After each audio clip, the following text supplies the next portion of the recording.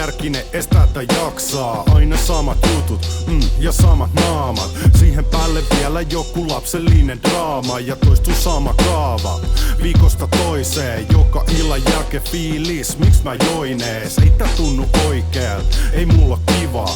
Joten sori vaan jos otan vähän oma tilaa. Kun ei tää mitään elämää, ei näin voi elää. On 30, ei mua ees kiinnosta enää tää vittu sekoilu.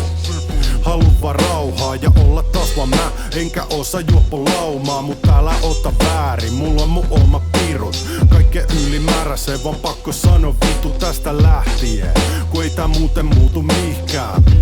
Oon hakannut päätä seinään liian pitkään. Jos sä homma händlää, hei, niin hyvä sulle. Mut mulla on liian pitkään vaan ollut semmonen tunne, ettei tää voi jatkuu näin. Ei tää voi jatkuu näin. Ettei tää voi jatkuu näin.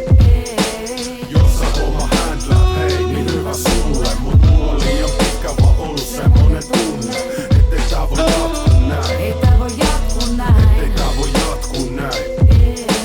Kaikkeen aikansa on kuosannut jo ihan tarpeeks, mut taas vaihteeks herään ja joudun pyytelee anteeks. Alkaa ole korkea aika, on ihan loppu ja taakse jätetty taas ihan järkyttävä sotku. Joskus oli muka kiva kun mä olin nuori, parhaat vuodet meni kun vedin jotain mun sisältäni kuoli. Kasvoikin vaan suuremmaksi huoli ja voi hyvä luoja sentään se mun pimeämpi puoli. Ei selvää päivää mut päivän selvää etten kestä tuu enää kauaa on väsynyt. Valmista kauraa, liha heikko, hiha heitto, kiva kellään ei oo täällä.